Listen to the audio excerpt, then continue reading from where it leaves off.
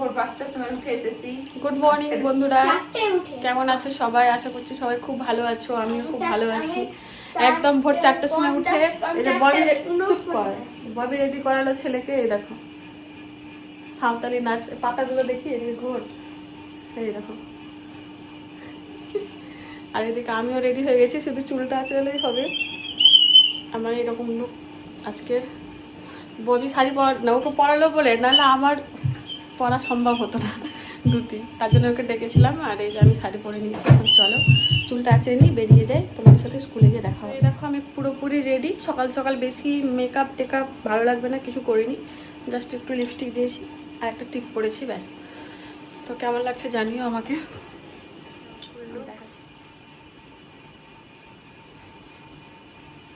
আয়নাতে এখানে না ক্রিম পড়ে গেছে। সকালবেলা কি সাজবো বলো, সকালবেলা জাস্ট এমনি ভালো। তো চলো এবার একটু চা করি, চা করে চা খেয়ে বেরিয়ে যাবো। বুলটি আসছে, ওর জন্য অপেক্ষা করছি। 5:30 আর বাইরে ভালোই সকাল হয়ে গেছে। আর এই দেখো আমার সাঁওতালি বেটা এমা পাতাগুলো পড়ে গেল কেন, আর একটু গুজে দিতে হবে।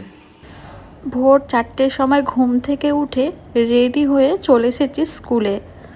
আজকে এই স্কুলটির জন্মদিন, মানে আজকের দিন থেকেই এই স্কুলে পড়াশোনা শুরু হয়েছিল। তো সেই উপলক্ষে সকল স্টুডেন্টদের গার্জিয়ান, তার সঙ্গে ম্যামেরা একটা প্রভাত ফেরি বের করবে। প্রতি বছরই বের হয়, ঠিক প্রতি বছরের ন্যায় এবারও বের হবে। তো সেই কারণেই বলতে পারো সকলে রেডি হয়ে চলে এসেছি। র্যালিটা একেবারে ভোরের দিকে করেছে, তার কারণ এই যে প্রচণ্ড রোদ, মানে বুঝতেই পারছো 5টা বেজে গেলে এত পরিমাণে রোদ উঠে যায় যে রাস্তা দিয়ে হাঁটতে গেলে কষ্ট হবে বাচ্চাদের, সেই জন্য।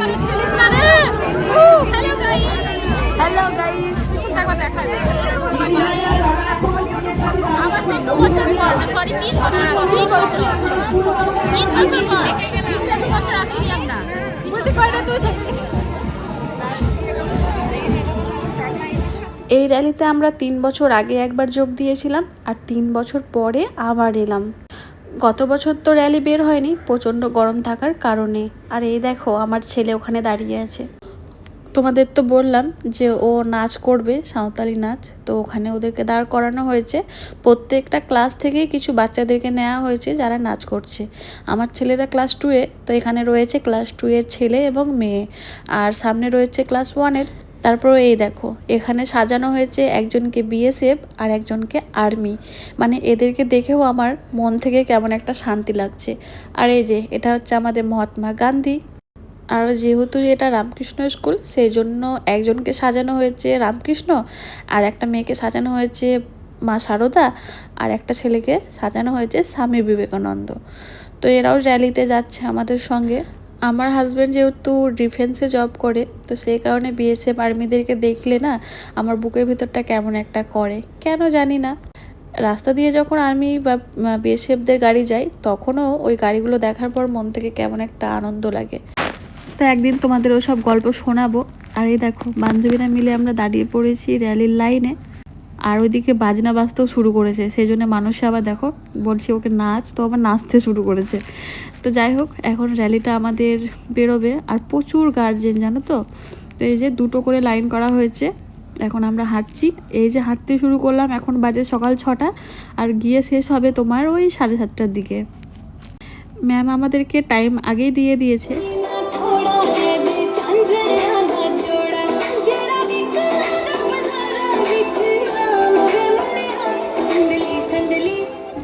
তো এই দেখো এদের হচ্ছে পাঞ্জাবি ডান্স, ক্লাস 3 এরা। তো বেশ ভালো লাগছিলো জানো তো, ছোট ছোট বাচ্চারা বিভিন্ন রকম সেজে এসেছে, দেখে খুব ভালো লাগছিল। তো এরপরে আছে সামনে তোমার ক্লাস 4, এটা হচ্ছে ক্লাস 4-এর, এটা হচ্ছে ডান্ডিয়া ডান্স।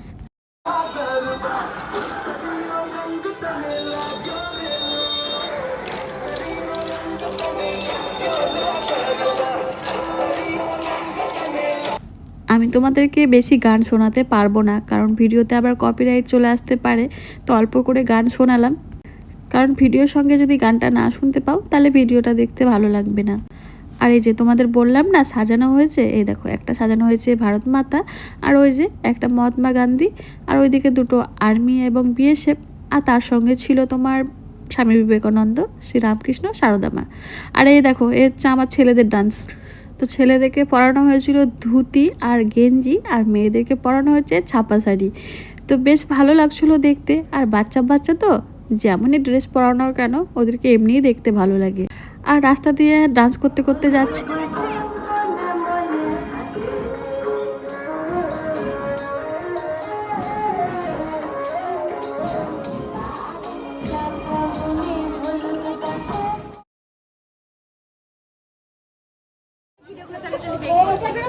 মানে হাই গাইস, আমার মরণ কামনা করছে। না বান্ধবী একদমই না। ভাবছে যে এরা যদি একটু ভালো মন্দ খাবার খেতে পাই মানুষই মরলে আবার দাদা করে দেবো। কি আবার শুরু করছে। কি সুন্দর হাওয়া, অনেক তো খুব ভালো লাগছে। ও তাহলে লাগছে না মানুষের সকাল সকাল হাঁটতে কেমন লাগছে? খুব ভালো লাগছে, কিন্তু রোদটা উঠে গেছে, একটু কষ্ট হচ্ছে। এটা যদি 4টেই বের করতো তাহলে খুবই ভালো। তো এই দেখো এখন আমরা যাচ্ছি আমাদের বিশ্ববিখ্যাত গায়ক অরিজিৎ সিং স্যারের বাড়ির সামনে দিয়ে। তো স্যারকে দেখতে পেলে আরও বেশি ভালো লাগতো। সবাই তো হা করে তাকিয়ে দেখছিল যে স্যার কোথাও দাঁড়িয়ে দেখছে কিনা আমাদের র্যালিটা। বাবা অবশেষে আমরা এসে পৌঁছালাম আমাদের হাটের মাঠে। এখান থেকে আমাদের র্যালিটা শেষ হবে। আর সকাল সকাল হাটের মাঠে বা খেলা প্র্যাকটিস হবে। তখন খেলা প্র্যাকটিস করছে, বাস্কেটবল খেলা প্র্যাকটিস করছে।